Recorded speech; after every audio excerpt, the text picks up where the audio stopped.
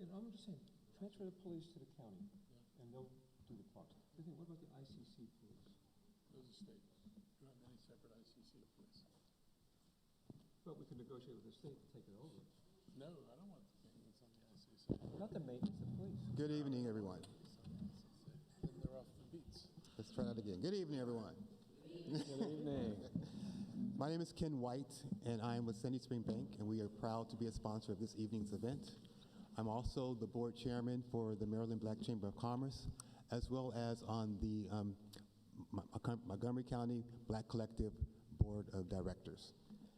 On behalf of the Executive Committee, we're delighted that you're joining us this evening for this wonderful event.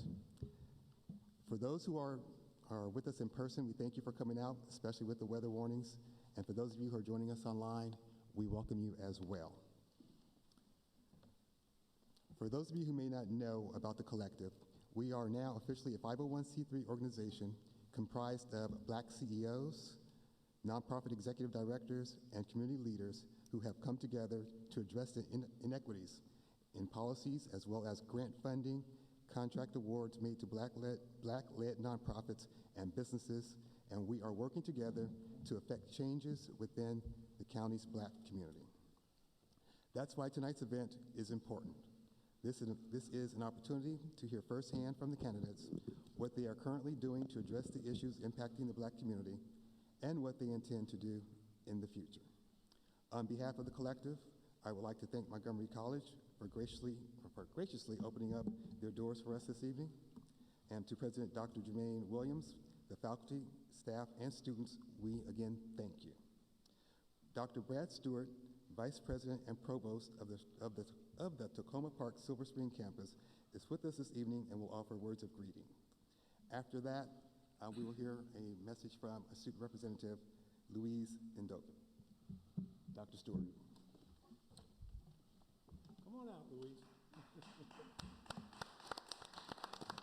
It's my honor to welcome you all here to Montgomery College's Cultural Arts Center tonight, and welcome to all of you watching on our streaming capabilities. We're very pleased to host this event. We actually think it's very appropriate. As you know, community colleges have been a driver of democracy in American higher education for at least 75 years, because that's how long we've been doing it at MC. And so we're really pleased to be able to help do voter education and voter motivation tonight. But you didn't come here to listen to me because I have my secret weapon right behind me. This is one of our students, recent alum. This is Louise Ndovi, and she has a few words of welcome as well and a wonderful personal story. Louise, they're all yours. Thank you, Dr. Brad Stewart. Good evening, everyone. I am Louise Ndovi, a former student at Montgomery College, and I want to extend a warm welcome to you all to Montgomery College. It is wonderful to be a part of a candidate forum on campus to focus the needs on the Black community. Thank you to the Black Collective for putting on tonight's event. It is so important that we get out to vote in our local elections and to get involved in our community. I live in Montgomery County, and I attended the Tacoma Park Silver Spring campus of Montgomery College until May of this year, when I graduated with my associate's degree. And I now plan, thank you. I now plan to continue my studies at either Howard University or the University of Maryland at College Park, because I have yet to decide, but one thing is for certain is that I plan to major in psychology. I've always had a found love for psychology and known it was the field I would venture into, as I hoped to be involved in work that caters to the minds and well-being of people of color, especially those that have been historically marginalized. That is why, during my time at Montgomery College, I became involved in programs that aligned with those goals. Programs such as the Student Senate, which allowed me to serve MC students and advocate and implement changes on student issues that would better enhance the student life, as well as the Social Justice Ambassador Program, in which I was paired with a faculty member to implement new course materials that would allow for students to speak on social justice issues, as well as create inclusivity in the classroom. Being involved in my time at Montgomery College really enhanced my experiences. I learned valuable skills and an experience that I will continue to use beyond my time at Montgomery College. And so I thank you all again for being involved and for being committed to the electoral electoral process, as well as for being here tonight. Welcome again to Montgomery College, and I hope you guys enjoy the program.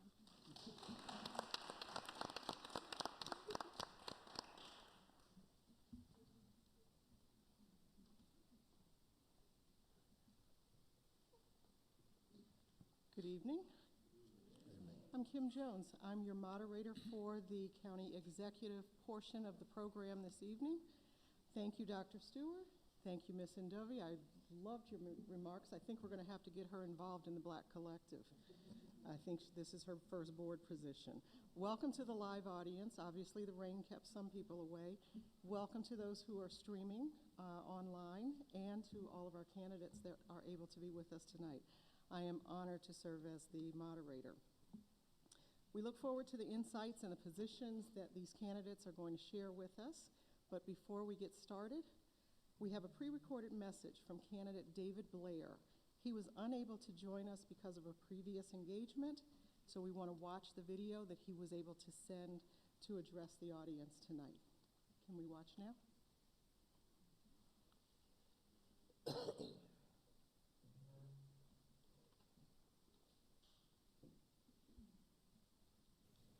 Thank you for hosting this forum, and I'm sorry I can't be with you in person.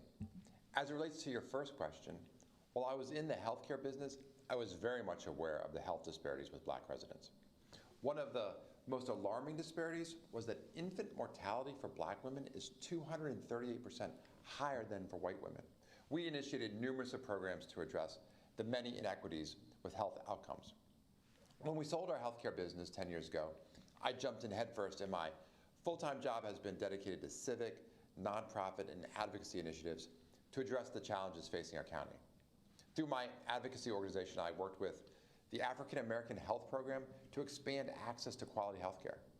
Regarding education, I commissioned dozens of reports on the factors behind the long-standing racial achievement gap in our schools, such as the disparity in Black students in advanced courses and the disparity in teacher and principal experience between high-income and low-income schools. This work really informed my advocacy and support for the blueprint for Maryland's future, the new state education funding law that will focus more investment on Title I schools to help expand early childhood education and require career training tracks in good-paying jobs. I worked with the Brothers Academy at Gaithersburg High School to increase supplemental academic support, college counseling, and career planning for students. To amplify Black voices, I co-founded Rise and Run with Kelly Leonard, a candidate training program for Black community leaders to run for local elected office. We recruited a dozen members to our inaugural class, and I'm thrilled that 3 graduates are currently running for local office. Unfortunately, by most metrics, the challenges are only getting worse. I'm running for county executive because while we all agree that everyone in our county should have access to good-paying jobs, quality education, and health care, and housing they can afford, we simply haven't made progress towards these goals. We need a fresh perspective with effective executive leadership to get things done, and that's what I'm going to bring to Montgomery County. Regarding your second question, I will bring Black community leaders into senior management and department director hiring decisions day one. I commit that we will have Black leaders in top county government positions. I will listen to Black community leaders and value their opinions. The best executives recognize the power of diversity. I know that from growing our business into a Fortune 500 company right here in Montgomery County with $6 billion of revenues, similar to the county's budget.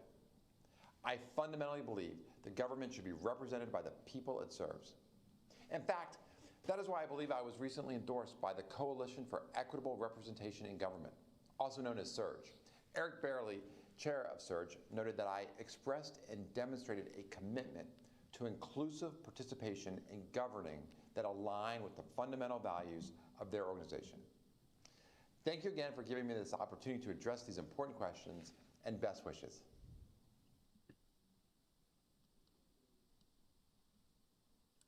We appreciate that Mr. Blair took the time to consider the focus of the evening's forum with his message. And now we get to hear from the following candidates. With us tonight are Mr. Mark Elridge, Mr. Peter James, Mr. Hans Reamer, Mr. Shelley Skolnick, and Mr. Reardon Sullivan. The way this is going to work, you'll each have 60 seconds to provide a brief introduction. Our timekeepers in the front row, expert timekeepers, with expert signage, will alert you when time is up so I don't have to turn off your microphones. I will call you in alphabetical order for the introduction. Mr. Elrich, we'll start with you. You have 1 minute to open. So hi, Mark Elrich. I was actually born in Washington, D.C., went to Whittier Elementary School next to Coolidge High School until my middle of my 4th grade, moved out to Montgomery County. I went to Dr. King's March on Washington as a student at the University of Maryland. I was involved in the Campus Coalition Against Racism and worked with the African-American Lakeland community behind College Park by Ritchie Stadium Fieldhouse because they were living in totally substandard housing. I worked on the university, on integrating the University of Maryland campus because it was not truly integrated when I was in school in the 60s. I've been an advocate for issues like rent control because I recognize that the minority communities and the black community in particular pay some of the highest burdens in terms of rent in Montgomery County. I was an advocate, the main driver of raising the minimum wage twice in Montgomery County to get it up to $15, and now it's adjusted for inflation. And I've taken an approach to affordable housing that focuses on ownership and increasing affordable housing. I'll stop. Thank you, Mr. Elrich. Mr. James, 60 seconds. Yes, my name is Peter James. I moved to the county when I was 4 years old. Add another 62 to that. I spent 20 years out in Silicon Valley learning my trade. I went to Rosemary Hills Elementary School right down here in Silver Spring, and then to Montgomery Hills Junior High. And then my dad hit it rich, and we moved out to the Colesville and went to White Oak Junior High at the time, and Springbrook, graduated from Springbrook. I spent 20 years out in Silicon Valley using learning technology. And basically, the reason I'm running is I went to Mark Elrich and asked for a PO for 100,000 free electric vehicles because I wanted to do something about the racial equity. We have transportation. You get hit by, if you're black, you get hit by, if you're cycling, 4 times more than a white guy. Thank you. Mr. Hans Reamer, 60 seconds. All right. Thank you so much. Thank you for the invitation to be here, and thank you for the work of the Black Collective. It has been really an effective organization, and I have been really pleased to partner with you, and I'm glad to join you tonight and share a little bit about our campaign. I'm Hans Reamer. I'm one of your 4 at-large members of the Montgomery County Council, and my wife Angela and I live nearby, actually, on the other side of campus, and my wife Angela is here with me tonight. We've got 2 sons. One will be in high school and one middle school next year. And I think it's about time we had a county executive who has kids in our schools and is living that experience in Montgomery County, because these are some challenging times, and I'm concerned about the impact on our kids of COVID and the world that we're living in. Before I ran for the council, I ran national campaigns to protect Social Security so that Social Security benefits would be secure. I was Barack Obama's National Youth Director, helping him get elected in 2008, and I'm excited to be on the council running for executive today. Thank you. Mr. Skolnick, 60 seconds. Thank you. I grew up in New Jersey. I went to engineering school in New York State, and then law school in Boston. Then came to Montgomery County, and I've lived here for many years. Originally, I worked for IBM, then other high-tech companies. I formed my own law firm, and we're still in business, which is nice, and we do elder law, a lot of adult guardianship. I characterize myself as a moderate Republican. Years ago, I was a moderate Democrat, and I attended the 1964 Democratic Convention in Atlantic City as a volunteer. Then when Ross Perot ran for president, I became a moderate independent, and then in recent years, I became a moderate Republican. I think both parties need more moderates, both in the parties and in elected offices. And I hope that if I am successful, that will send a message nationwide that we can elect moderates to counties that are not moderate. Thank you.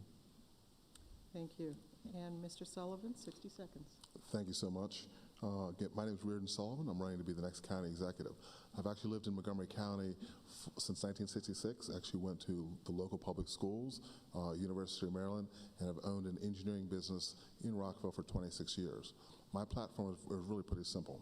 Number one, I want to concentrate on public safety. I believe that crime, we all know that crime is on the rise, and I believe we should do what we need to do to properly fund the police. I think we need to have school resource officers in our schools. I believe we need to have, make sure that the police officers get the respect that they deserve. Our educational system is failing us. At one point, we had schools in the top 100 nationwide. We don't anymore.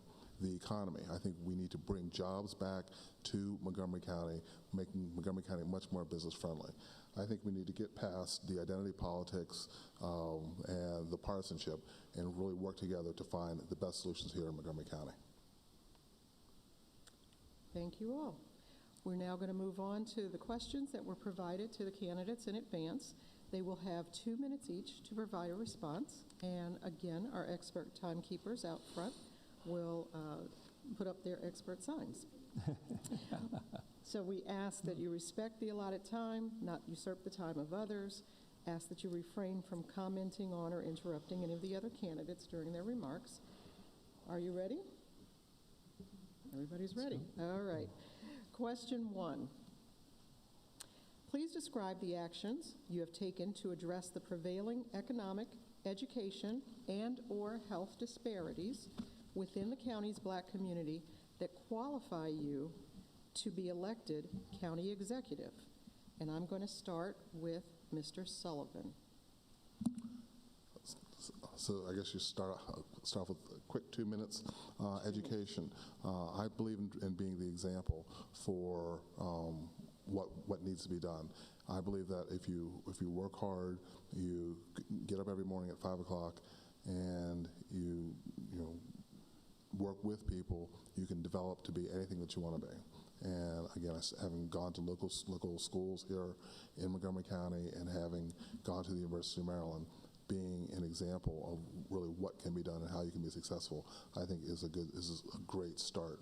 As far as health goes, one of the things that my company does is we actually design work for the interior of hospitals. So we've designed various hospital systems that have worked through across all demographics to make sure that the people here in Montgomery County and actually in the DMV can get the health care that they deserve.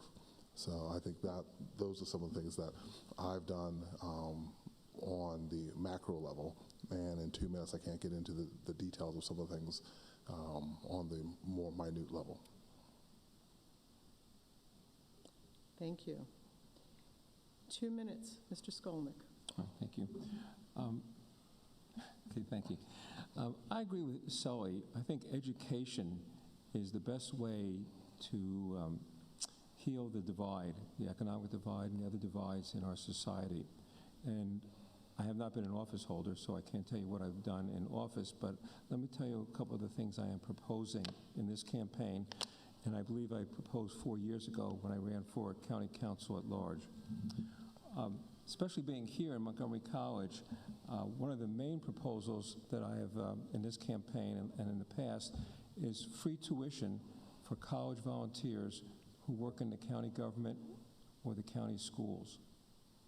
It'll be great for the students. They don't have to have that debt when they graduate. But more importantly, they'll be working with professionals in the schools and the county government, role models that help them in their careers or even deciding careers. Maybe they want to be a teacher or a firefighter or a librarian. So that's one area that will help everyone, especially the Black community. The other proposal is what I call pre-K and post-K, and it would be universal and be free for all. Basically, it's July and August before a student enters kindergarten, and July and August after they graduate from kindergarten. So they have those 2 months before, 2 months after, for all students, free at no charge.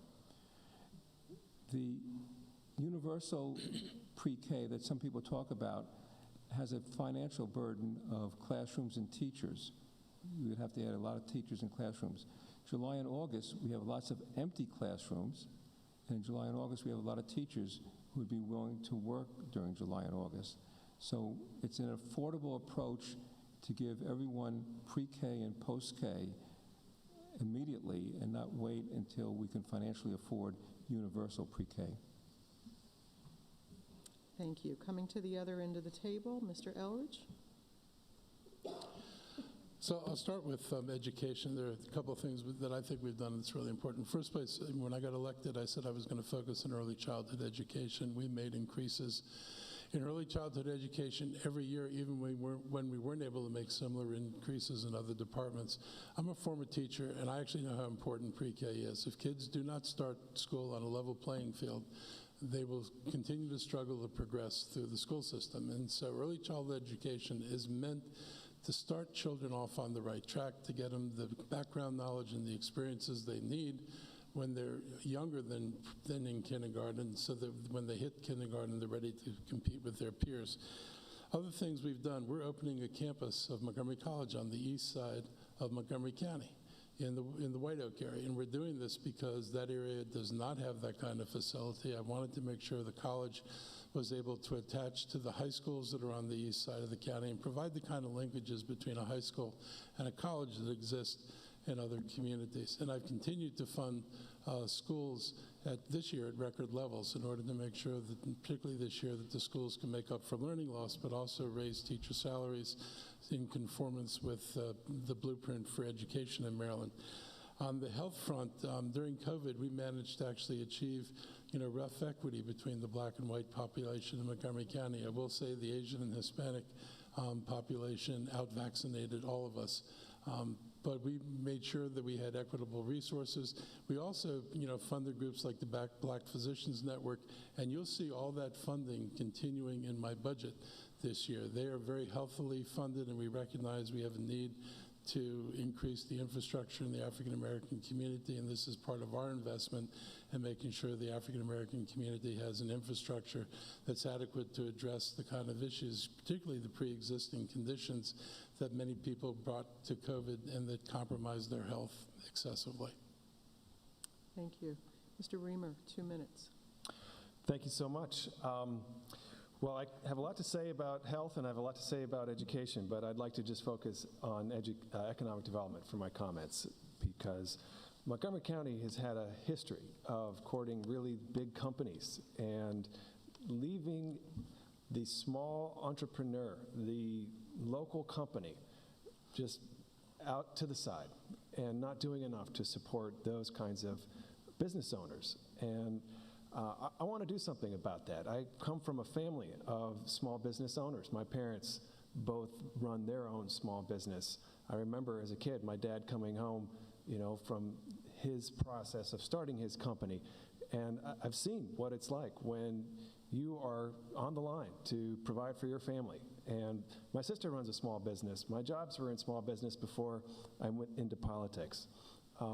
So with that kind of context, more than a year ago, I began to work with the Black Collective and the NAACP on a set of strategies to boost our local entrepreneurs, especially black entrepreneurs, because this whole county has so much riding. If we could get the share of black business up to the share of the population, we would create tens of thousands of jobs here in Montgomery County.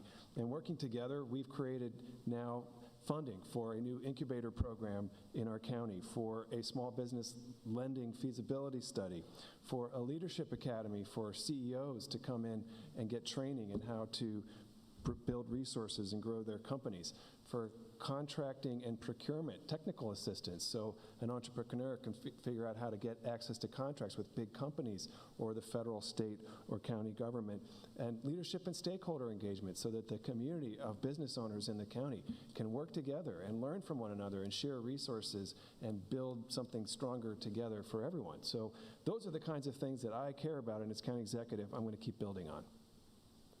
Thank you very much. And Mr. James, 2 minutes. Well, he saved the best for last. I guess let's run through this quick. I started about 2007, First Fruits Farm, which is an open source urban farming project, and starting with the county used to have the Conservation Corps, and that's where the judge sent first-time offenders instead of going to jail. And at the time, all they were doing was making a little bit of money mowing lawns primarily. When I walked in there, the director looked at me and said, "Thank God you're here. I've been waiting for you for over a decade." But I taught the kids programming and renewable energy and a lot of different technologies. When the first week or so, I was the white guy, and none of the kids would want to really open up to me or anything. And then one lunch break, someone pulled out a football, and many moons ago, that was my thing. So I threw a couple of bombs that day, and we were, like this the rest of the way. Then Obama got elected, and we saw a rush of Africans show up in Montgomery College, and I took in a bunch of interns from primarily Africa, some from the islands. And so I remember one, and then also I actually was investigating 2011, a lot of the foreclosures, and found over $200 million worth of fake mortgages, and they were preying on immigrants. A good portion of them were African American, I'd say half or more. And I went to the state's attorney, and they refused to prosecute these cases, and actually the bank that funded Trump. Thank you. We're going to move on to the second question. There's also 2 minutes to respond to this question. Do we have it on the screen? Name the actions you will take on day 1 of your term to ensure that Black voices are heard when policy decisions are made that impact the Black community. Name the actions you will take on day 1 of your term to ensure that Black voices are heard when policy decisions are made that impact the Black community. You have 2 minutes. I'll start with Mr. Skolnick. Okay, thank you. My goal is to make our county government more efficient and more convenient. And in the last 2 years, we've all learned about Zoom technology, something that I never heard of 2 years ago. So what I would do on day 1 would be establish like town hall meetings using Zoom, perhaps once a week, maybe at 7 o'clock on a weekday night when it's convenient for the residents of the county. And we could have Zoom town hall meetings on various topics. And maybe like the congressional hearings, limit each person to 5 minutes or depending upon how many people are participating. But Montgomery County has 1.1 million people, and to understand their desires, it's very difficult for an elected official. But with the Zoom technology, on a night like tonight where we hear, I think it's thunder out there, people don't want to go out and travel to a live meeting or a hearing in Rockville. So to be convenient and efficient, I would schedule the Zoom town hall meetings and advertise in advance, and the general topic in advance. Thank you. Let's go to Mr. Reamer, 2 minutes. All right. Well, day 1 is going to be an exciting day, and it's going to be not the beginning of our work, but it's going to be the culmination of a lot of work that we will have already been doing together. Because if I win the election, I'm going to ask the Black Collective to help facilitate components of our transition so that we can work together on our policy strategy and on our personnel strategy to ensure that my administration is achieving the goals that our community needs to be achieving. I can immediately say that I want to have 3 action plans announced on the first day as county executive. First is housing. We have an affordable housing crisis, and we need to be doing a lot more to create affordable housing in this community. And that is an issue that matters a great deal to Black residents in our county. And we're going to work together through the transition process to identify key objectives and a path to meet our regional housing goals that our county executive has resisted politically in this whole region so mightily. We're going to work together on an economic development strategy. We're going to ensure that the investments that we've secured are on the right path to being implemented effectively, and we're going to figure out what enhancements or additional expansions are necessary in order to reach our goal. And we're going to make sure we have the right personnel in the county government and in our partnership organizations to fulfill that. And we're going to work on an educational recovery and workforce development program. Our kids did not make progress through COVID. We have to invest in them. We're going to make sure that the school system is doing the work that the school system needs to do, holding the school system accountable, and we're going to build a stronger workforce strategy. And we're going to do all that together because that's the way I am as a council member. I hope you've experienced that, and that's the way I'll be as a county executive. I believe the best ideas come from the community, and my advantage is to help make them happen. Thank you. Mr. Sullivan, 2 minutes. Thank you. Great question. Day one, we want to make sure that we have our team assembled and hitting the ground, right after we get sworn in. One of the big things I wanted to do is get away from identity politics and some of the older transitions, the older ways of thinking. I want to make sure that we hire the best people. We want to make sure that if you're black, white, tall, short, that you have an opportunity to participate in your government. I think that one of the things we need to do is have a group that's focused on public safety. I think that everybody needs and wants to be safe in their homes. And again, we need to focus on public safety. Education, I expect to see my team pushing hard to make sure that that education is fair and equitable. And we got to get past places like Watkins Mill High School, where they're graduating 81% of their students, but only 3% are proficient in math. That's just not acceptable. Bringing the economy back, I think that we need to make sure that everyone has a chance to follow the American dream and find a good paying job here in Montgomery County and not just become a bedroom community, but make it so that the businesses want to come here. Montgomery County has traditionally not been business friendly, and I think we need to change that, and I think that needs to start at the top. So here's my time signal. Okay. Thank you. Good. Okay. All right. Again, I think county residents are fed up with just the situation of, the same people changing the 12 chairs, and that's got to change. I think we need to look at the debt. Right now, when you look at the county budget, 20% of our money is actually going towards the paying off prior debt. We need to get past that. We need to make sure that we leave something for all of our children that's not 20% debt on each dollar. Thank you. Mr. James, 2 minutes. Yeah. Well, first thing, I'd make a call to Mark Cuban and work out a deal to get his prescription drugs at 15% over cost. The next thing I do, I'd release a SimCity type urban planning game, and you can't really have a conversation with 1 million people or 650,000 voters. So I would replicate what's done in Switzerland and in California, actually, where each community gets a certain amount of money, and then they decide where they want to spend it. Do they want parks? Do they want schools? Do they want fire and rescue, police? And actually have, when we started this country, about the representation was limited to 30,000 people. So we might be able to go to 50, and this equates to a council of maybe 30,000 people.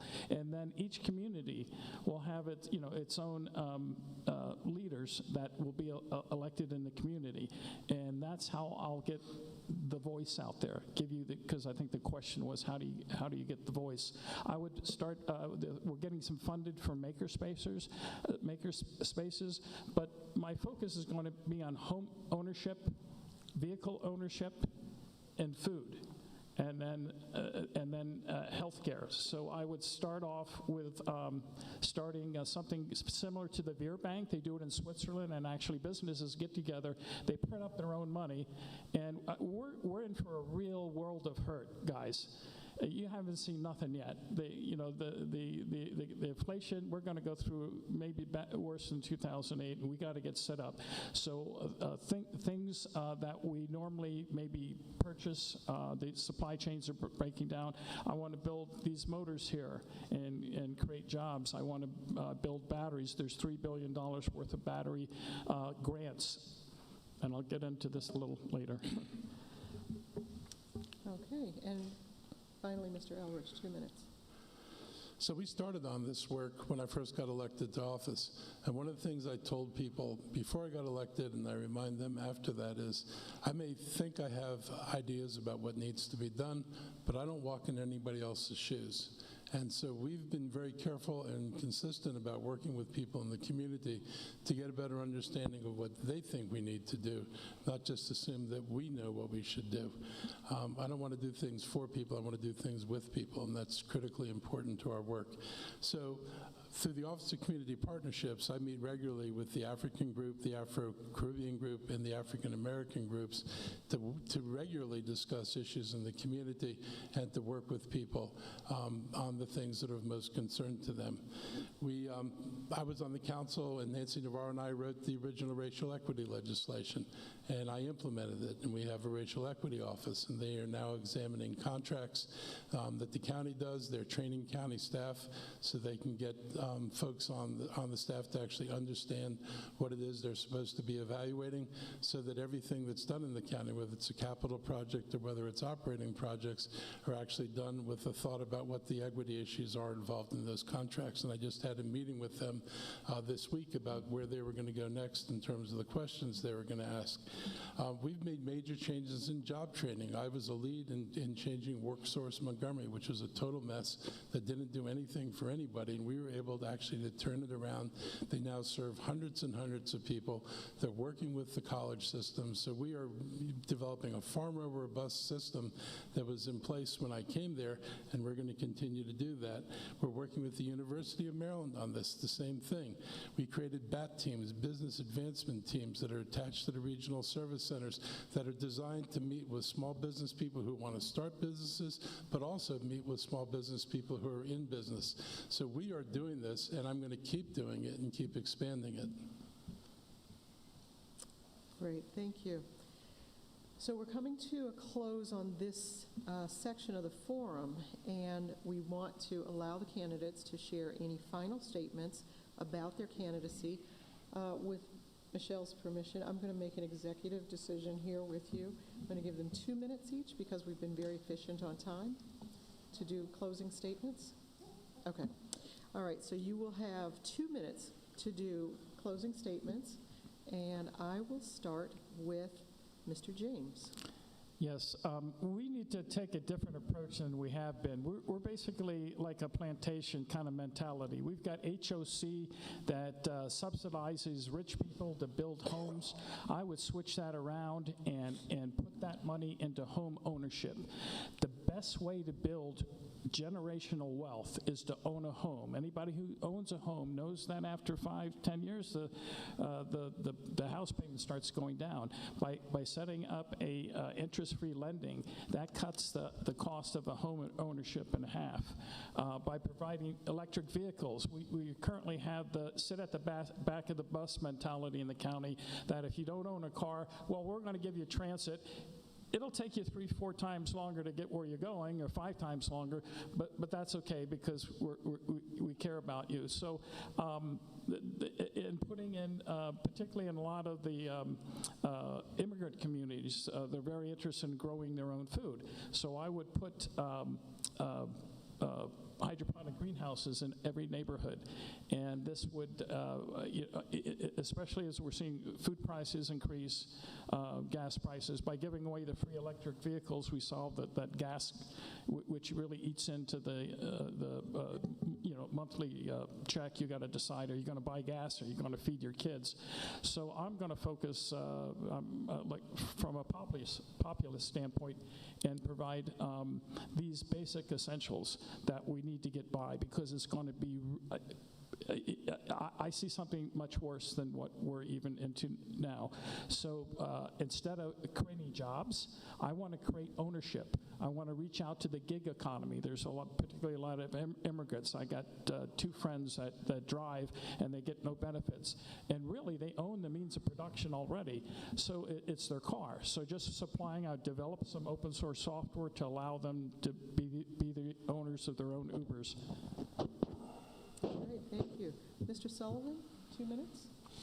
Thank you. I want to thank everybody for coming out this evening and listening to of some new and different ideas. Again, my ideas stem around public safety, making sure that people feel safe in their homes, and instead of paying our police officers what it counts to be $26 an hour, $50,000 a year, we need to make sure that they are properly compensated with whether it be vehicles, whether it be stipends to live in the neighborhoods that they serve, and make sure that they get the respect that they deserve. We may need to make sure that our education system goes away from just more so focuses more on STEM or STEAM, science, technology, engineering, arts, and math. I think we need to make it so that the economy in Montgomery County starts going back up to where it needs to be. I also think, again, we need to focus on, I'll bring up again, the debt. I invite you to look at the budget that is presented online. And again, you will see 20% of every dollar that is collected goes towards the debt. I'd also like to bring up, when you look at the budget, there are certain items which are not included. There's over 100, and if you look at the checkbook for Montgomery County for 2020, I believe you'll find out that there are $168 million of disbursements that are not tagged to any one item. They're actually hidden. When we checked on it, we actually asked, what are these expenditures for? We said, sorry, we can't tell you. So it's $168 million that we could better use for the things that really service our community. Again, I think having a black county executive will also set an example for everyone to make sure that they can say, hey, if Reardon and Sullivan can do it, I can do it, and I want to be involved with making the county better. Thank you. Closing statement from Mr. Elrich. So I want to talk real quickly about 2 things. One is economic development. I think, as you can gather from what I said before, I'm very committed to building the local economic development piece. I believe that most jobs in the economy are built locally, but it's also important that the county build on its strengths, particularly in the life sciences. That's why I've worked with the University of Maryland to get them to propose bringing a major artificial intelligence center to the White Flint development in order to spur economic development there around the life sciences, and it's why we've worked with WMATA to get WMATA to agree to bring in a master developer that'll develop the White Flint property toward life sciences. This is our opportunity to build a major industry beyond where it is today. We're number 4 in the country. We could easily be number 1. It's a lot of jobs. It's a lot of high-paying jobs. It's a lot of opportunities for our children, and it's an opportunity for us to take advantage of this relationship with the university. And we've not ever had that relationship with the University of Maryland before, and I worked 2 years to get to the point that we've got that relationship now. And I want to talk about affordable housing. This county, frankly, has made a mess of affordable housing. Some of you know what moderately priced dwelling units are, MPDUs. What you don't know is we only have 6,700 of them left. What you don't know is the county's lost 20,000 affordable housing units, naturally occurring affordable housing units, since the year 2000, and we're slated to lose another 11,000 by 2030. Housing policies which only talk about building housing without being specific about who you are building housing for will fail. If you believe in the Koch brothers, that's their philosophy. Build housing and somehow stuff will trickle down. people I know in the housing industry say if you want affordable housing, you have to be purposeful about building it. We're not purposeful. We get 15% of market rate units as affordable. So if we built 10,000 market rate units over the next 8 years, we would wind up with 1,500 affordable units. Supposedly, we need 30,000 affordable units. Our policies don't match our rhetoric. Thank you. Mr. Skolnick, 2 minutes. Thank you. I think we all saw the news yesterday about the Federal Reserve Board raising the prime rate by 0.75. Inflation is here, it's growing, it's at a record, and it affects all of us personally as well as the government. And therefore, we need to cut costs through efficiency, like the student volunteers. We also need to address the growing debt, or the existing debt, as Sully mentioned. Interest rates are going up, so whatever we're paying now, we're probably going to be paying more. What I propose is that the budget for this coming year, the operating budget is $6.3 billion. What I propose is to, through efficiency, reduce it to $6 billion, which is like 5% reduction, but take the $300 million and pay down the debt. Not only will it save us money now, but each year we're not going to be paying interest on that debt. Another cost that affects us individually in the government is the horrendous traffic congestion in our county and in our region. We're one of the worst. Someone mentioned that we're the second worst traffic congested area in the country. I proposed, and I don't have time now, but a number of solutions to reduce the traffic congestion. It'll help us all in our personal lives, and it'll help the government in the costs of services and supplies. Thank you. And Mr. Reamer, 2 minutes. All right, thank you so much.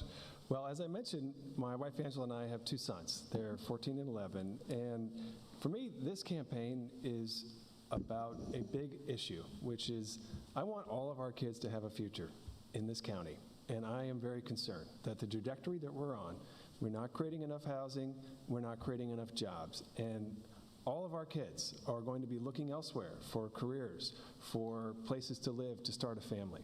And that's not the Montgomery County that we want. We want to be a place that is inclusive, that is growing and creating more prosperity and more opportunities.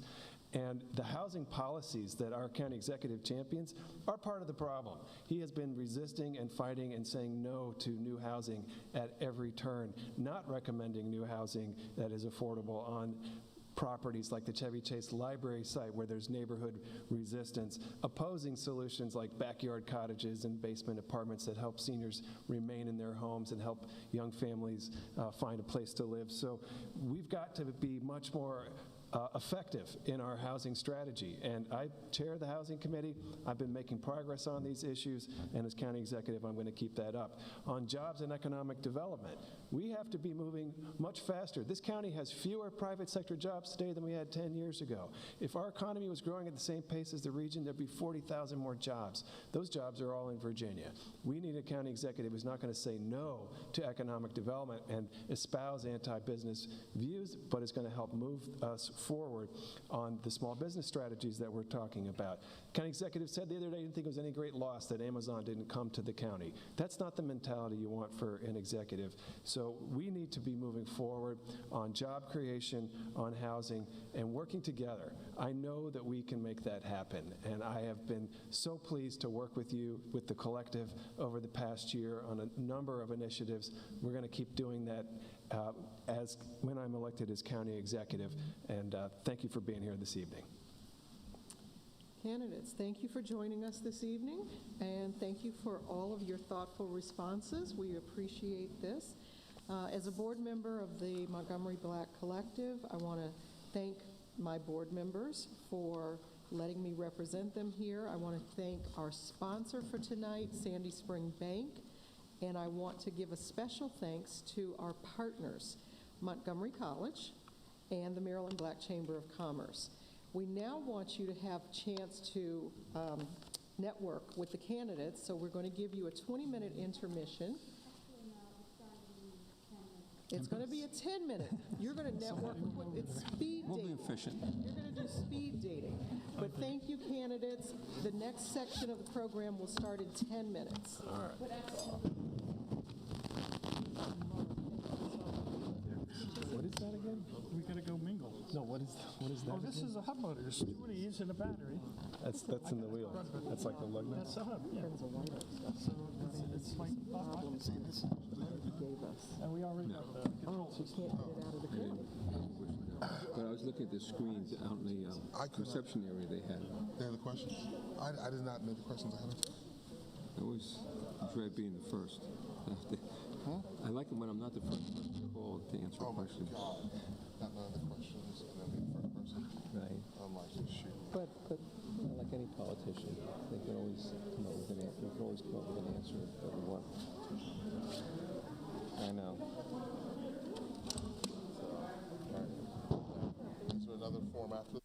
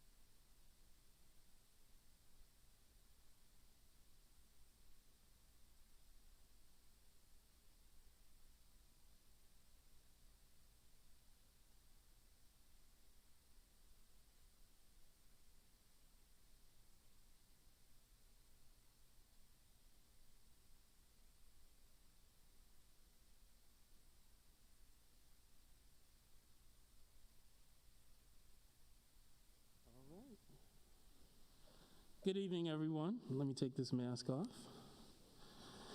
First of all, good evening and welcome. We're on to our second part of the forum. This is the County Council at Large Forum. My name is Chris Barclay. I'm a member of the Montgomery County Black Collective, and I will be your moderator for this evening. On behalf of the collective, I'd like to thank you for coming to this great event. I'd like to thank our candidates for being here. Also, I'd like to let you know that a few candidates will not be here who have at least informed us that they will not be here. Ms. Brooks will not be here, Mr. Glass will not be here, Mr. Fiontes will not be here, and Mr. Jawando will not be able to attend. We do have a pre-recorded message from Mr. Jawando, and I'm hoping our AV folks can put that video up now.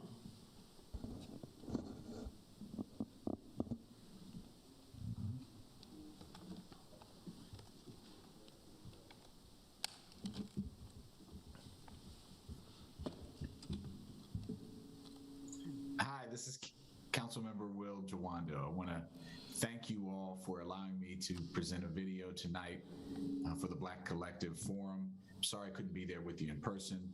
As you know, this is a busy time, both on the council side and on the campaign and on the family side. And we had a previously scheduled event. But as you know, I am committed 100% to the mission and the goals of the Black Collective. Indeed, I've spent most of my professional career, and even before that, working to organize and engage the Black community and other marginalized or vulnerable communities to make sure that our voices are heard. From my founding of Our Voices Matter, which worked in Black communities and low-income communities around the county to increase civic engagement, from my founding of the African Immigrant Caucus to bring together our African immigrant community, to my work in college, organizing the first NAACP chapter at Catholic University when they denied it, and having to organize and protest and fight for workers' rights, mostly Black workers in that Northeast section of Washington, D.C. My time in the White House in the Department of Education, working for President and Senator Obama and Nancy Pelosi, helping with the response to Katrina, working with HBCUs, go down the list, and certainly my time on the county council, working hard to expand affordable housing options, to make sure that we passed things like the Crown Act and reform for sexual harassment. The Crown Act, by the way, the first county in the nation to protect natural hair, and that's being enforced right now here in the county and in the state, became state law. Also working on passing the first ever criminal justice reform legislation at the county council level, multiple bills, including the Law Enforcement Trust and Transparency Act, the Use of Force Bill, which raised the standard of use of force, deadly force, and required police to intervene when they're seeing something going wrong by another officer. That is now state law. Both of those bills were modeled by the state. My work to invest and support Black business. I was proud to work with my colleagues to pass landmark, and with the Black Collective, legislation and appropriations that are going to support the Maryland Black Chamber of Commerce, the Black Collective, and to look into the starting of a CDFI that's focused on Black business. That is critically important. Changing our incubator in Silver Spring to focus on Black, women-owned, minority-owned businesses. It's going to be a critical component to our growth and prosperity, not only in the Black community, but our county writ large. Also worked very hard to pass a bill to provide rent relief for tenants, many of whom own stores here in the county. So I'm committed to the work that you're committed to. I look forward to working with you for the next 4 years. I'd be honored to have your support, and I appreciate all your efforts on behalf of all of our residents, particularly our Black community. God bless you, have a good evening, and I look forward to seeing you soon. Now we'll have introductions of our candidates. Thank you for hosting this forum, and I'm sorry I can't be with you in person. They will wave those wonderful timekeeping signs. Your introductions will be 60 seconds. Remember, if you see stop, we'd appreciate it if you did stop. We'll start with Mr. Gassaway. Hello, my name is Dana Gassaway. I am a longtime resident of Montgomery County. I am a descendant of slaves from Montgomery County. I'm a a graduate of Northwood High School, graduate of Morgan State University and Bowie State University. I have a son who is 17 who goes to Sligo Elementary School, and the reason why I want to be county council member is because I want to bring compassionate government that is people-centered back to Montgomery County. I also want to focus on technologically savvy innovations that will allow us to put Montgomery County forward. We need to look at math, technology, science, and we need to make that open and easy and accessible for all people at all incomes, all ages, and of all races, creeds, and colors. We should be one of the brightest, well-educated counties in the nation. We have the people. Thank you. Mr. Goldberg. Well, happy Thursday, everyone. My name is Scott Goldberg. I am a dad, Democrat, attorney, and small business owner and semi-professional joke teller when the timing is right. My wife, Dara, and I live with our 2 children in the Four Corners neighborhood of Silver Spring with our 14-year-old dog named Gus. I have been a precinct official in the Democratic Party. I have been chair of the Montgomery County Democratic Party for 2 years. I helped manage Ike Leggett's reelection in 2014 and helped Jamie Raskin set up his congressional campaign in 2015. I've practiced law. I got a degree from the University of Maryland, attending school at night, commuting from Montgomery County to Baltimore, and was able to represent tenants pro bono in landlord-tenant court throughout the pandemic. And about 15 years ago, I started a small residential property management company that handles about 700 homes and employs 14 people and is based out of Bethesda. I look forward to this evening's conversation. Thank you. Mr. Hooker. Thank you, Chris. Thank you to everyone at the Black Collective for pulling us together today for this important discussion. I come to this work as a trained community organizer and nonprofit director for 30 years. In my DNA is the training to bring people together, to get things done, to build large coalitions, find common ground, and get things done. I'm a longtime resident of the county, where I live in Silver Spring with my wife and 2 little kids that attend Rolling Terrace Elementary School. I represented Montgomery County for 8 years in the state legislature before now serving 8 years on the county council, where I've served 2 terms on the council. My colleagues elected me to be the president and the vice president the last 2 years to get us through the worst recession we've had in 100 years and the worst public health crisis. At the end of my year as council president, NAACP gave us an award for our groundbreaking work on police reform and civil rights. I also got a great award from for our work on affordable housing, and Dr. Fauci praised the council's work under my leadership. I want to return to the council to continue building equity in the county. Thank you. Mr. Patel. Hi, I'm Dwight Patel. Thank you to the Black Collective for organizing this forum this evening. I am the Republican running for County Council at Large. There's a lot of problems in the county when, according to the Washington Post and WTOP, when the homicide rate is up 88%, carjackings are up 72%, and inflation's at 8.6% because of Joe Biden and Kamala Harris and Nancy Pelosi's new Green Deal agenda, which is bankrupting Americans. How many of you guys are tired of paying $5 and plus for a gallon of gas? I am running to fix the problems in Montgomery County: education, public safety, and better roads. Thank you. Thank you. Ms. Sales.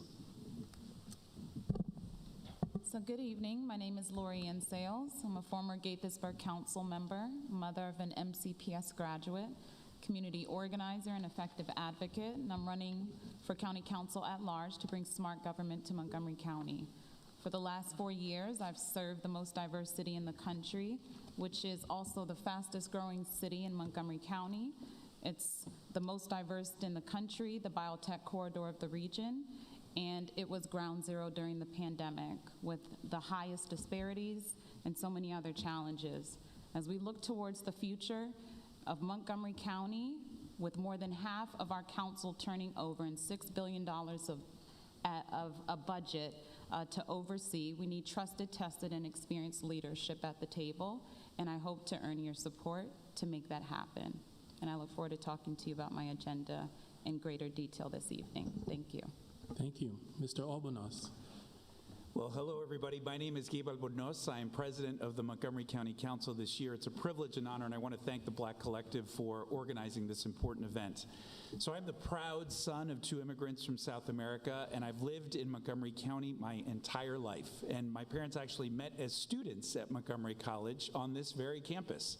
And I have dedicated my career to public service, working for 8 years in the nonprofit sector and then 12 in the administration of Ike Leggett as his director of the Recreation Department, and for the last 4 on the council where I've chaired the Health and Human Services Committee. I helped lead the Department of Recreation through the Great Recession and have helped shepherd our council, working collaboratively with my colleagues and most importantly, all of you, to help address the myriad of challenges as a result of the pandemic. It's been the honor of a lifetime to serve, and I hope to secure your vote for 4 more years of service. Thanks so much. I want to thank all of our candidates for being here this evening. We have 2 questions that we'll be asking you to respond to.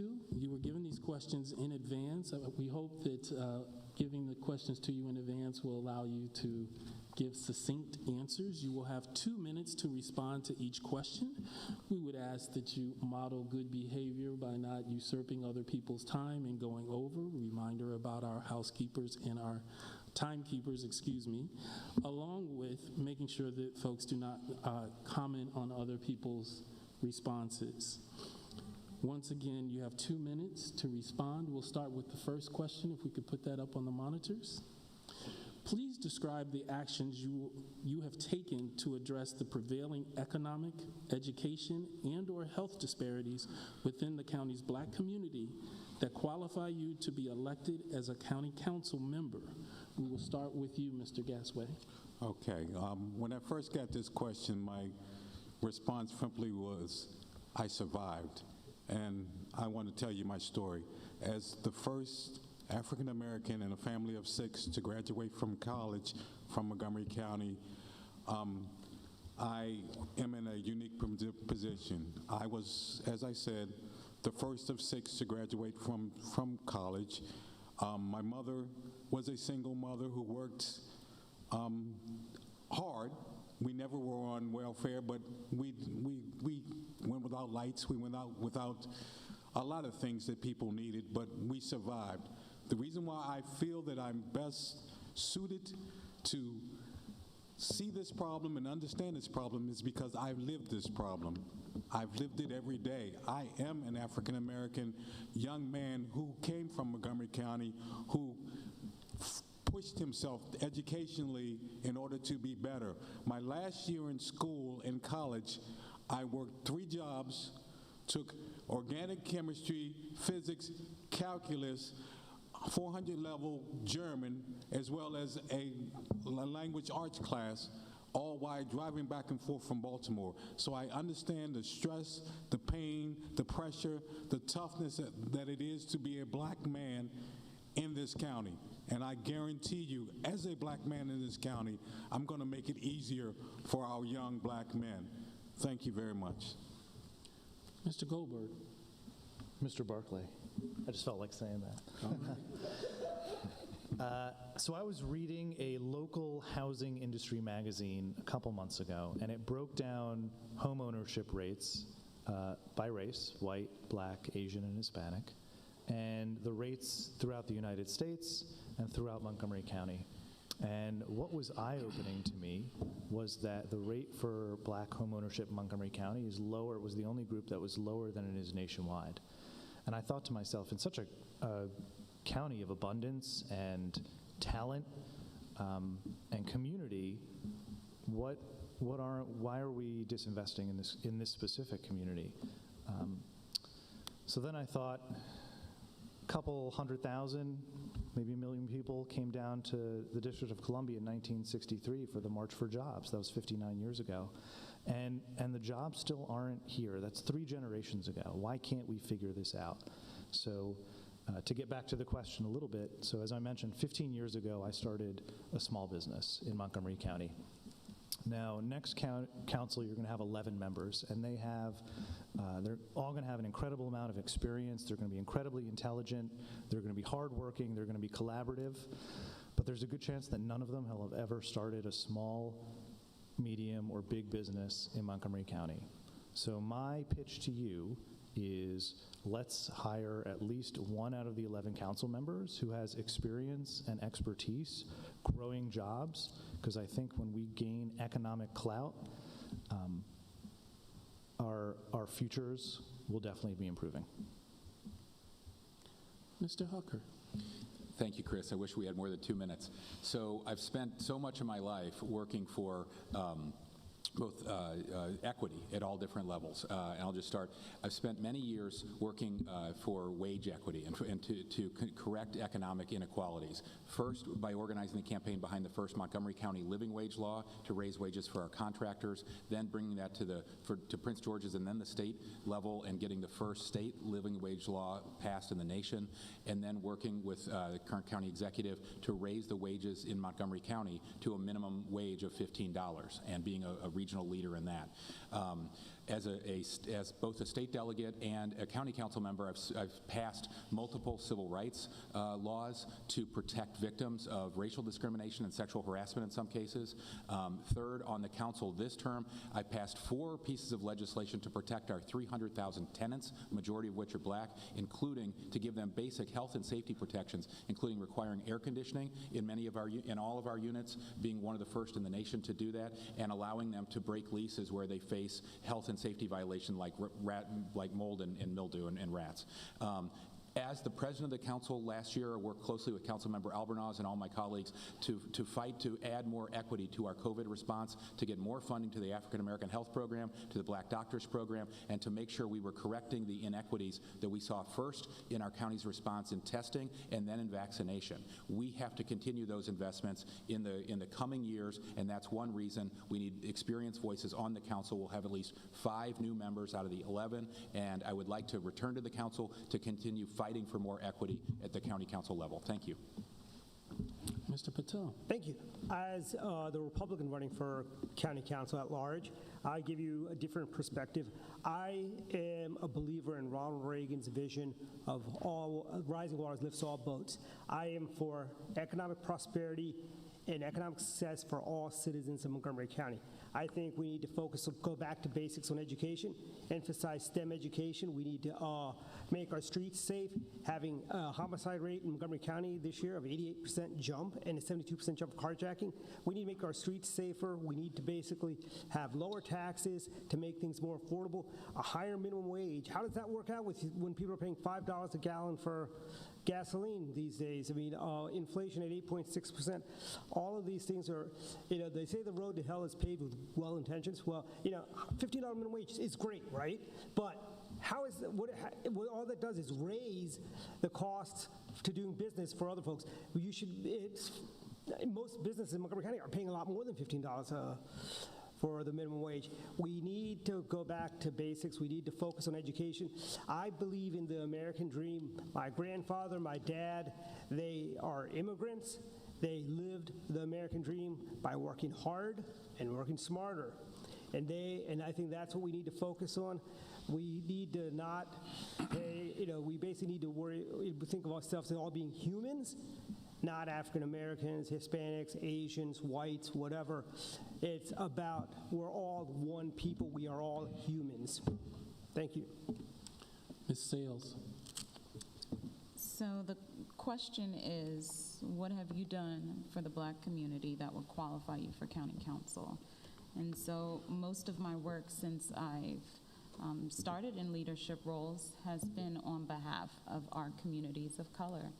My first opportunity was ensuring that we had affordable childcare, working with the county's Community Action Agency, advocating at the state and federal level to ensure that our 3- and 4-year-olds had access to full-day pre-K. We're now almost halfway at the point where we will have universal pre-K in Montgomery County, and so I'm looking forward to ensuring that that happens. The Earned Income Tax Credit, during the worst time in our economy, those funds were cut. The county usually does a 100% match for any resident that qualifies for the Earned Income Tax Credit. I advocated with coalitions to ensure that it was raised back up to 100%. Having served as president of the Association of Black Democrats, formerly known the African American Democratic Club, I wanted to ensure that under my leadership it was going to be more inclusive, and so we changed the name to the Association of Black Democrats to ensure that we incorporated African Americans, the diaspora of Africans, and the Caribbeans as well. I also serve as the political director of the Black Ministers Conference of Montgomery County, and that ensures that all of our faith leaders have access to their local elected officials. And we submit an annual legislative agenda that we work on with all of the faith institutions, and we come before the County Council to advocate for resources, to focus on economic empowerment, to focus on addressing health disparities through some of the organizations you've heard, African American Health Program and the Black Physicians Network, and always advocating with the NAACP Parent Council to ensure that they have resources they need. Thank you. Mr. Albanos. Thanks, Chris. So I'm going to share a few stories. The first is in 2001, I was working for Children's National Hospital as their director of community outreach. And one of my first assignments was to help open up the brand new health clinics in Wards 7 and 8 that were sponsored by Children's. That was the same year that DC Public Schools decided to require vaccinations to be able to go to school. And not surprisingly, that first year, there were thousands of kids who had not yet received their vaccinations and were not able to go. So as the director of community outreach, my job was to represent Children's in the development of a citywide immunization campaign, which was an extraordinary experience and one that taught me the importance of partnerships and the strength of our Black community. From there, I want to share the story of, as the director of the recreation department working for Ike, we helped to renovate 5 recreation facilities that were dilapidated in historically Black communities and tear them down and build brand new facilities, but not just build facilities, but fill them with additional programs and services. We launched, working with the Collaboration Council, an initiative called Excel Beyond the Bell, which is a comprehensive after-school program to help close the opportunity gap that disproportionately impacts our Black community. And finally, this last year, as council president and as chair of the HHS committee, we worked closely with our African American Health Initiative to both establish and then help fund the Black Physicians Network, which I think is going to do incredible work in ensuring that we address once and for all these immoral public health inequities that existed prior to the pandemic but were exacerbated during it. Thank you all for your answers. We're going to question number 2. We can put that up on the screen. We're going to also change the order a little bit for our folks to answer. Name the actions you will take on day 1 of your term to ensure that the Black voices are heard when policy decisions are made that impact the Black community. I will start with Mr. Goldberg. So despite my graying hair, I am a millennial. And a lot of times people like to group millennials, as they do with a lot of groups, into one and say that, you know, this entire group thinks this one thing. The Black community is a beautiful mosaic. So it's got continental Africans, African Americans, and a bunch of Caribbean Americans. It is just a bunch of different groups. And to think that people think and speak homogeneously, everyone has different opinions. So what my wife really, really hates is that my phone is always tied to my hand. It is always in my hand. So I'm going to be incredibly accessible. My cell phone number, which we advertise on our website, we advertise on our literature, we'll advertise once in office. You'll be able to reach me directly. At least once a month, we are going to hold open houses in our council office building and in the community, so people will always be able to find me and know exactly where I am. And Montgomery County is 505 square miles, and I'm going to go to each and every one of them, go into the community, listen to people, let people address me as their representative, and then listen to people when they don't know they're being listened to, just to see what people are saying, how they're speaking, what they're feeling, get their pulse on all the different beautiful communities in our county. But that's a promise. I will always be accessible. Mr. Albanos. Thank you. So partnerships are so important. And what we learned during the pandemic especially is that we cannot just rely upon traditional methods of communication. We can't assume that people know where we are or how to find information. We have to meet the community where they are. And that includes ensuring strong partnerships and alliances with our faith community, with organizations such as the Black Collective, working with our parent-teacher conference, our parent associations, and going deeper within civic and community associations and meeting our community where they are. I've been working on that for the last 3.5 years on this council. I have been extraordinarily active, and since all of us are running at large, we can't take for granted just the unique sets of experiences that exist across Montgomery County. And now more than ever, when people are, in some cases, mistrusting of government, we have to make sure that we establish more individual and interpersonal relationships. We also need to take better advantage of technology, but make sure that people have access to that technology so they can take advantage of it. So we've had a record number of people testify before the council these last 2.5 years. And we've seen a lot more members of our Black and Brown community participate in the civic process. We have to keep that going. We also need to recruit more Black and Brown residents for boards and commissions here in our community, which is important to ensure that our leadership reflects the diversities of the communities that we are trying to serve. So those are just some of the steps that I will take and already have taken, and look forward to doing more in the next term. Mr. Gassaway. Okay, that's pretty good there, Mr. Albanos. I'm going to piggyback on what you said. On day one, I would attempt to create a council on understanding and improving the factors and conditions that negatively impact our Black, Brown, and other underprivileged people. So from day one, I'm trying to find out and assess what's going on and why people are having such a hard time in Montgomery County. I know why. It's because our county is more concerned about raising and taxes and charging bills than it is helping the conditions of people.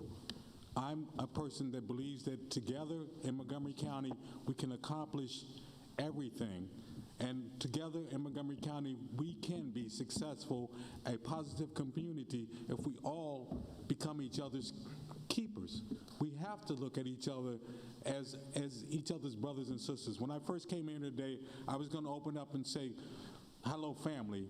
The reason why I was going to say hello, family, is because I'm one of the oldest, or represent one of the oldest families here in Montgomery County. So to me, all of you are part of my family because I'm related to so many people in the county, historically, Black people. So we need to look at each other as family, and we need to start helping each other and focus together as a county on the mission at hand, which is producing the best, most successful, most intelligent people we can have. And that starts in our communities with making sure our children not only have the material things that a $3 billion budget can buy, but we need to make sure that they have the emotional things needed to be successful. Thank you.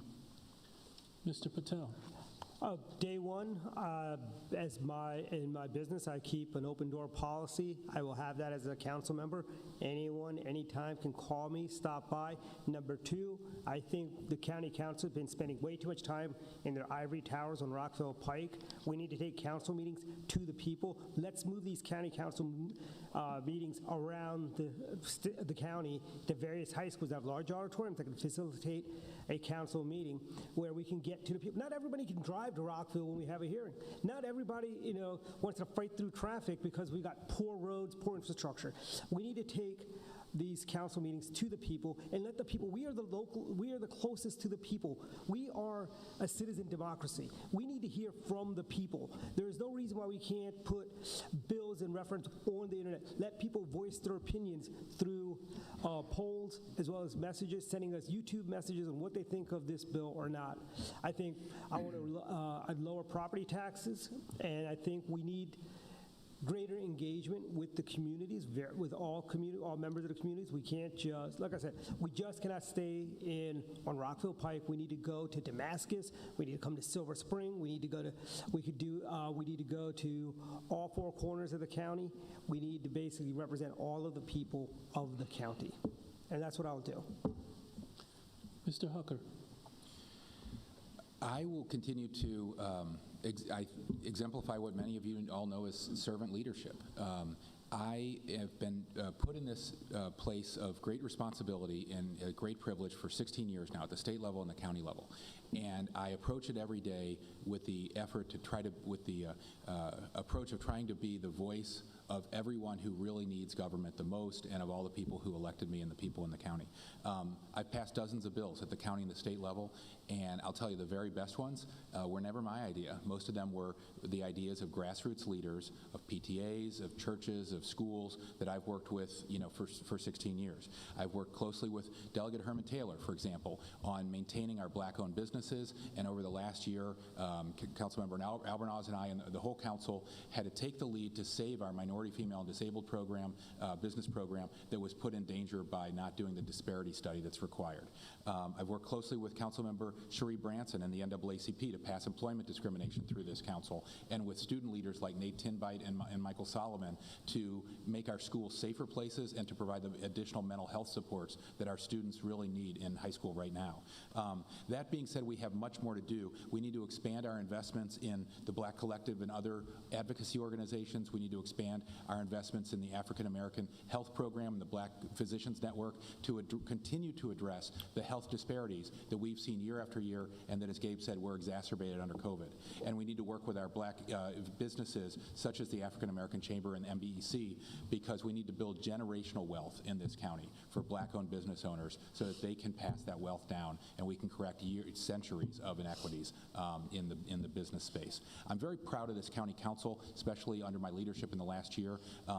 We have a great opportunity now that we're coming out of COVID to continue to keep the public safe, to keep businesses open, and to get our county through a very difficult time and build a county that's more equitable and healthier and safer than the one we inherited pre-COVID. Thank you.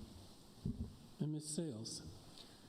So day one, I will ensure that I will do the same thing that I've always done. I go out of my way to ensure that I hear from all of our diverse communities. We have three bodies. The largest segment of the Office of Community Partnerships are made up of our Black residents.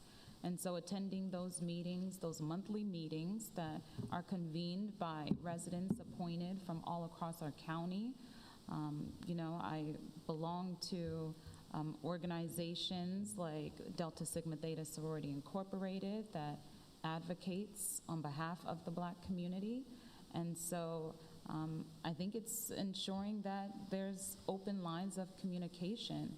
It's ensuring that when decisions come before the council that we ask who is not in the room, who have we not heard from when anyone is impacted on issues that are going to impact the community. And so on day one, you're going to have an advocate who has strong and deep relationships with the Black community and will ensure that that voice is carried through in policy decisions that come before the council. And so I look forward to continuing to engage with our Black residents and ensuring that they're part of shaping the future of this county. We're at a time in our county where we are the most diverse we've ever been. And so it's important that all of our diverse residents are represented in the policy decisions, the plans that are made, the decisions like Thrive that are going to impact the county for 30 years. So all of the decisions, and so anytime a decision comes before the council, we want to make sure that you're connected with an organization, that we have your information, that we have a directory. We used to have a directory for our organizations. Thank you. Now, each of you are going to have 2 minutes for closing statements. We'll start with Mr. Patel. Hi, thank you everyone this evening for attending and those watching online. I am Dwight Patel, the Republican running for County Council. I have No, I've not been part of the problems of Montgomery County, the 8.6% inflation, the $5 gas, the 88% homicide rate, 72% carjacking rate in Montgomery County, or the decline of our public schools in Montgomery County. I am offering solutions that will fix Montgomery County. We need to end mediocrity where public schools are concerned. We need to offer excellence. What makes GM a better car company? It's Ford, Toyota, and Honda. We need to emphasize competition among schools, among students. We need to bring back class ranks and final exams. We need to make our streets safer for people. Everyone talks about it. We want a more walkable community. Well, I don't know how safe I feel letting my mother walk the streets of Montgomery County when we have an 88% homicide rate. I don't know how we need to have better roads in Montgomery County. We need to improve infrastructure. We need to work with the state to get the funds we need to improve our interchanges. We need to widen 270. We need to widen the Beltway. I will work with Governor Kelly Schultz and the Republicans in Annapolis to get our fair share of funding for what we need in transportation solutions, because cars sitting idle pollute, and I am not for excessive pollution, and having too many cars just sitting idle on Georgia Avenue is bad for the environment and bad for you and bad for everyone in general. I'm against Thrive. Thrive, again, poorly environmentally thought out. It is horrible for the environment. Thank you. Mr. Albanos. Well, first, thanks to all the organizers of tonight's important event. It's critical that we gather together and focus on issues that are disproportionately impacting our Black and brown communities, and do so in a way that is very specific and acute, as tonight is. It's been an honor and privilege serving these last 4 years, and frankly, it's an honor running with all of these dynamic men and women. I love public service. I love my job, some days more than others, but it has been a difficult 2.5 years for all of us in this country. There's not a single person in this auditorium, there's not a single person in Montgomery County that hasn't been touched by COVID directly, and all of us know somebody, often in our immediate families, that has passed away. While the last 2.5 years have been tragic and overwhelming and disorienting at times, I'm actually optimistic. I'm optimistic about the future of our community because I have the opportunity every day to speak to our constituents, to visit our schools, to talk to our small business owners. And while it is true that we certainly have our fair share of challenges here in Montgomery County, we also have so much to celebrate and so much to build on. And that starts by working collaboratively together. I've built a reputation of working through complex issues and doing my best through 20 years plus of public service to help build bridges in our communities.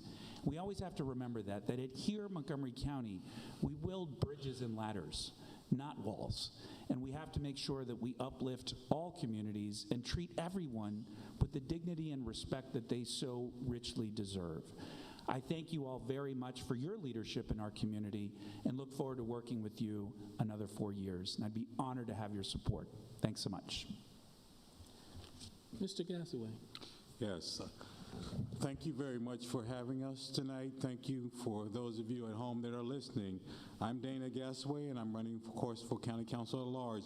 The reason why I'm running for County Council at Large is because I want to create a government that's people-centered, that's compassionate, that understands the needs of its community. I think that we have seen a lot of people make a lot of promises and tell you a lot of things that they've done here, but we've had a lot of business similar, as I call it, when it comes to politics in Montgomery County. I am not a politician. I am a resident of Montgomery County. The reason why I'm running for this position is because the people who are in charge now have done such a bad job governing this county, particularly when it comes to our greatest resource, and that's the land. 85% of our usable land in Montgomery County is now gone. We cannot feed ourselves if there were an emergency. We do not have the biomass. Everyone is talking about the ag reserve. The ag reserve is 90,000 acres. In order to feed yourself, one person needs approximately 4 or 5 acres alone. So you multiply 4 or 5 times 1.1 million acres, and you'll see that the ag reserve is nowhere near what we need. I have proposed a program that we acquire some of our land back from developers so that we can use it for various things like learning how to have self-contained food and self-contained electric through solar.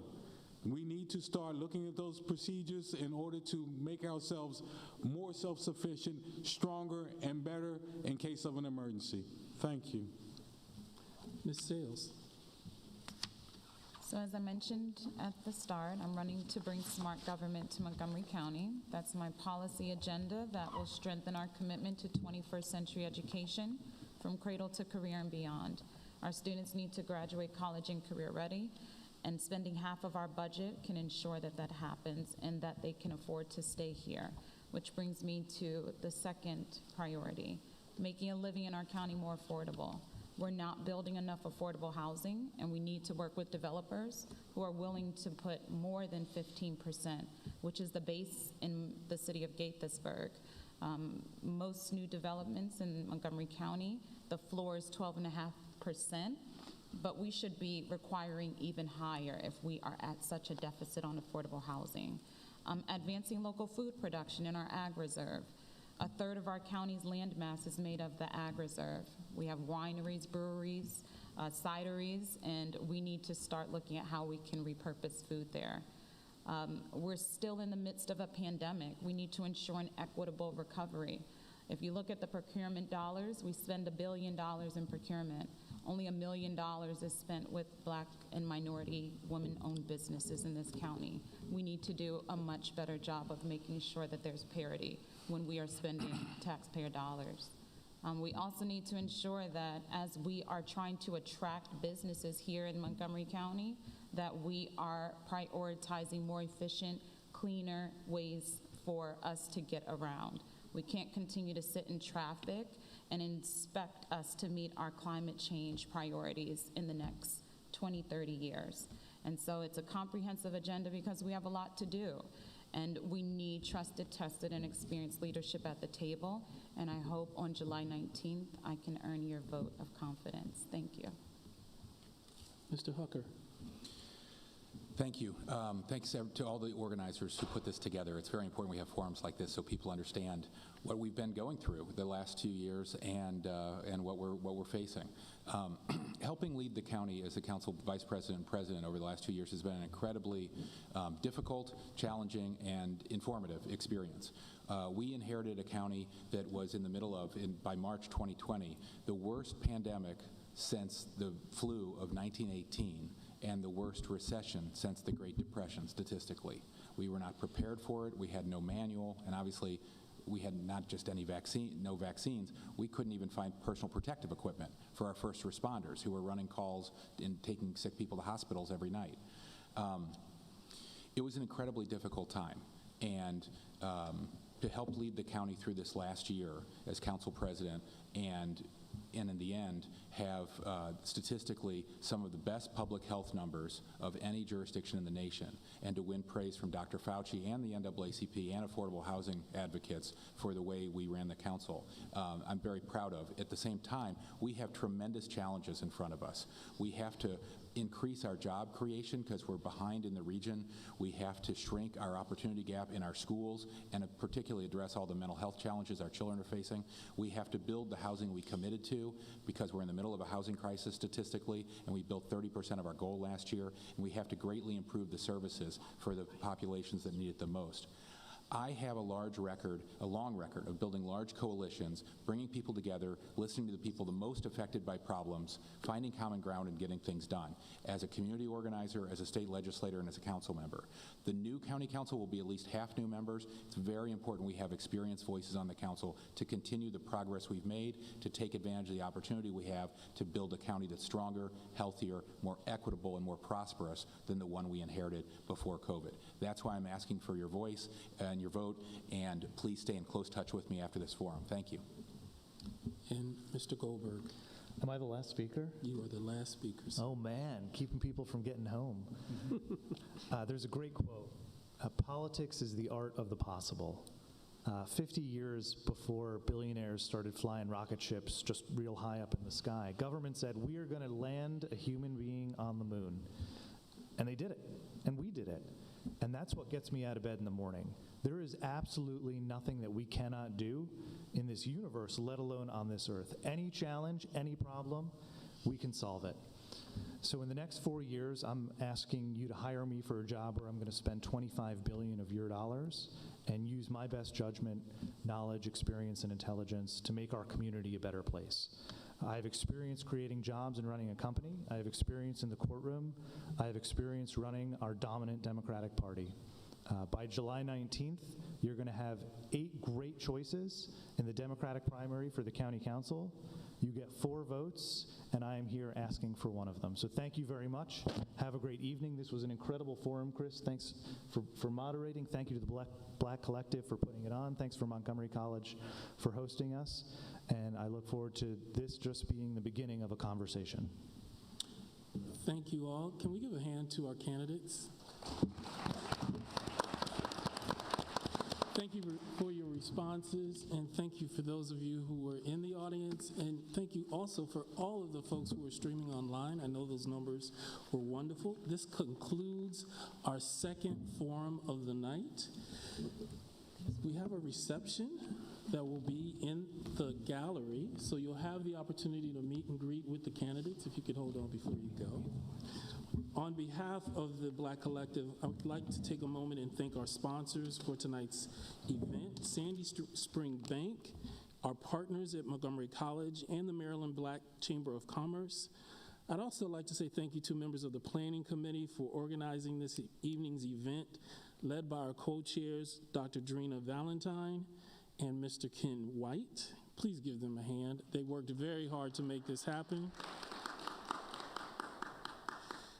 Thank you all for your tireless efforts to make this happen, and thanks again to Dr. Williams and Dr. Stewart and the faculty and staff and students for welcoming us here at Montgomery County.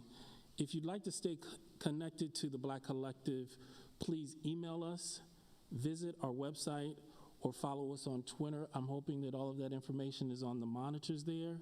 Again, thank you for this wonderful night. Thank you to the candidates, all of you streaming, and have a good evening.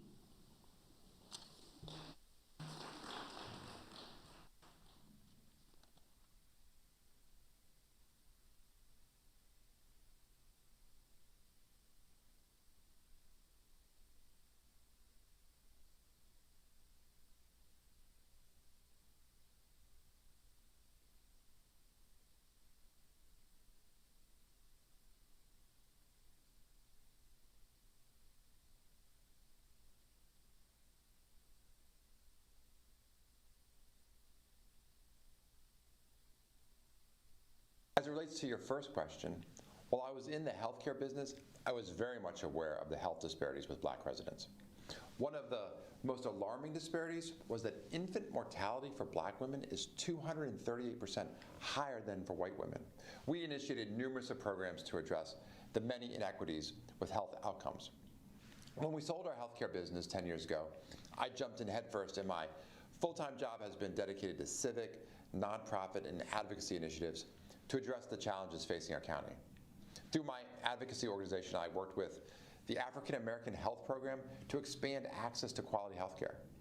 Regarding education, I commissioned dozens of reports on the factors behind the long-standing racial achievement gap in our schools, such as the disparity in Black students in advanced courses and the disparity in teacher and principal experience between high-income and low-income schools.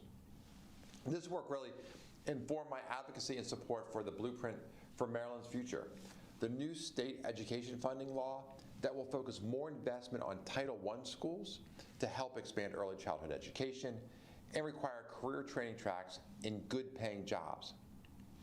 I worked with the Brothers Academy at Gaithersburg High School to increase supplemental academic support, college counseling, and career planning for students.